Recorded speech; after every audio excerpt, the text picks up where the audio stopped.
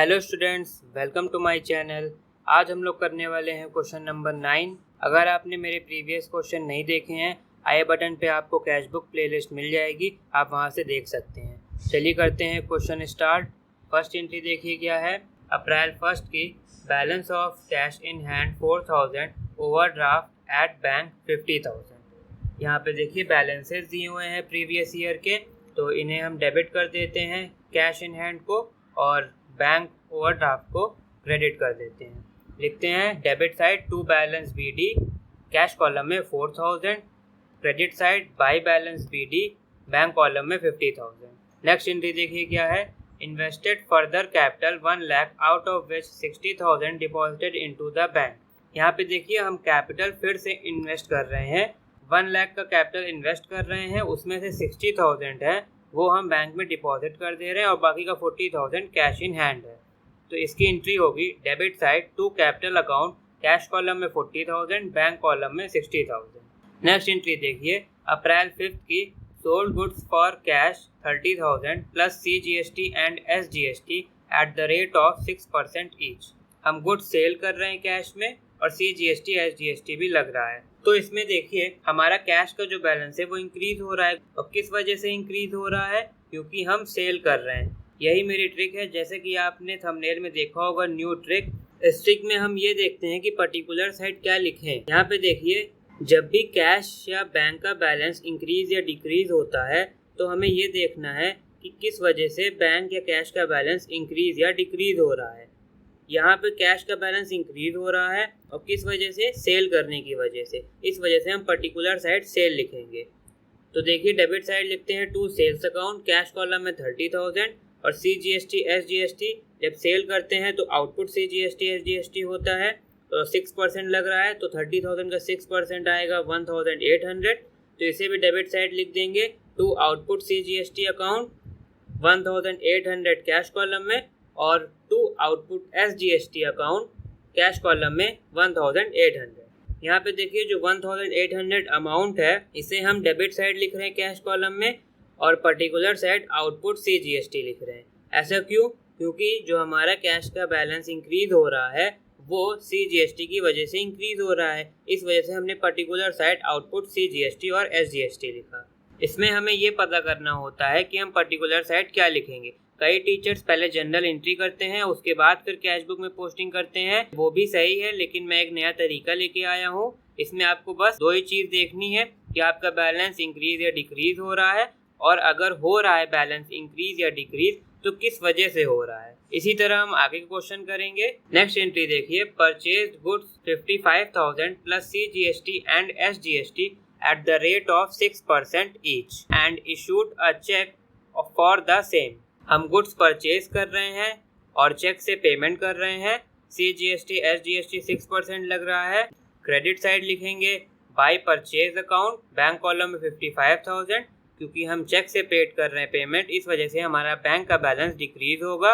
और डिक्रीज इसलिए हो रहा है क्योंकि हम गुड्स परचेज कर रहे हैं, इस वजह से हमने particular side by purchase account लिखा। और अब हम CGST एंड SGST की एंट्री करेंगे।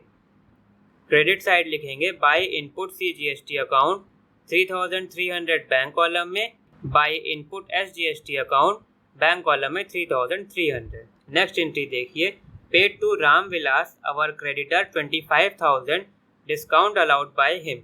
हम राम विलास को पेड कर रहे हैं पेमेंट, अमाउंट दिया हुआ है 25,000 और डिस्काउंट अलाउड हमें 1,000 का मिल रहा है। डिस्काउंट की एंट्री हम कैश बुक में नहीं करते हैं, डिस्काउंट की एंट्री हम जनरल प्रॉपर में करते हैं। इस क्वेश्चन में हमें सिर्फ कैश बुक बनाना है, तो हम जनरल प्रॉपर की एंट्री नहीं करेंगे। जितना अमाउंट हमें पेड करना है उसकी एंट्री सिर्फ हम करेंगे। यहाँ पे देखिए कैश भी नहीं लिखा हुआ है और चेक भी नहीं लिखा हुआ है कि हम किससे पेमेंट कर रहे हैं। जब दोनों नहीं लिखा है तो हम कैश कंसीडर करते हैं, तो इस वजह से हमारा कैश का बैलेंस डिक्रीज होगा। जब डिक्रीज होगा कैश का बैलेंस तो हम क्रेडिट साइड लिखेंगे और किस वजह से डिक्रीज हो रहा है? राम विलास को पेड करने की वजह से। तो एंट्री देखिए क्रेडिट साइड लिखेंगे by Ram Vilas, cash column में 25,000। नेक्स्ट एंट्री करते हैं rent of 8,000 plus CGST and SGST at the rate of 6% each paid by cheque. हम रेंट पेड कर रहे हैं और CGST SGST लग रहा है। चेक से पेड कर रहे हैं तो हमारा बैंक का बैलेंस डिक्रीज होगा। एंट्री करते हैं credit side by rent account, bank column में 8000। अब 6% निकालेंगे 8000 का, आएगा 480। लिखेंगे by input CGST account, bank column में 480। Bye input SGST account, bank column में 480। यहाँ पे देखिए रेंट की वजह से हमारा बैंक का बैलेंस डिक्रीज हो रहा है, इस वजह से हम बाय रेंट अकाउंट लिख रहे हैं। और CGST SGST देने की वजह से भी हमारा बैंक का बैलेंस डिक्रीज हो रहा है, 480 रुपीज। नेक्स्ट एंट्री अब करते हैं office furniture purchased and a cheque of 22,400 issued for the same including CGST and SGST at the rate of 6% each. अब देखिए यहाँ पे हम फर्नीचर परचेज कर रहे हैं और जो पेमेंट है वो चेक से पेड कर रहे हैं और CGST SGST 6% लग रहा है। यहाँ पे देखिए जब हम फर्नीचर परचेज करेंगे चेक से तो हमारा बैंक का बैलेंस डिक्रीज होगा। क्रेडिट साइड लिखेंगे, लिखते हैं bye furniture account, bank column में 22,400। इसका हम 6% निकालेंगे CGST SGST के लिए और उसे भी हम क्रेडिट कर देंगे। लिखेंगे by input CGST account, bank column में 1344 और by input SGST account 1344 bank column. Drew cheque for personal use 5000।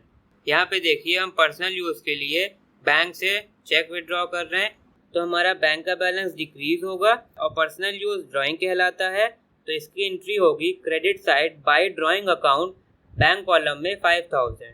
अब करते हैं अप्रैल 18 की entry, collection from Atul 15,000 deposited in the bank on 19 अप्रैल। हमने अतुल से 15,000 का चेक रिसीव किया है और उसे 19 अप्रैल को डिपॉजिट कर दिया है। यहाँ पे देखिए एंट्री क्या होगी, जब हम 18 तारीख को चेक रिसीव करेंगे तो हम उसकी एंट्री नहीं करेंगे क्योंकि उस दिन हमने सिर्फ चेक रिसीव किया है, उसे बैंक में डिपॉजिट 19 को किया है। तो 18 तारीख को हमारा बैंक का बैलेंस ना बढ़ रहा है ना ही घट रहा है।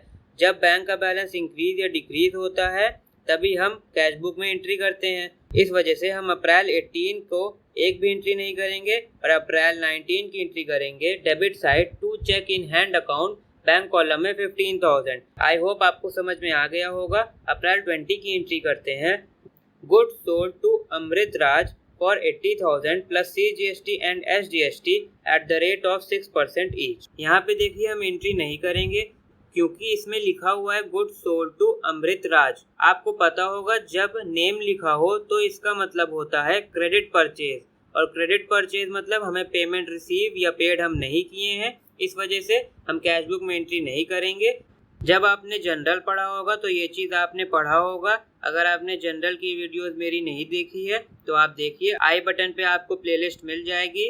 DK गोयल बुक की सारे क्वेश्चंस मैंने सॉल्व किए हुए हैं और उसकी वीडियो भी बनाया है, तो हम इसकी एंट्री नहीं करेंगे। नेक्स्ट एंट्री करते हैं अप्रैल 25 की, received a cheque of 88,000 from Amrit Raj in full settlement of his account deposited into bank on 28 April.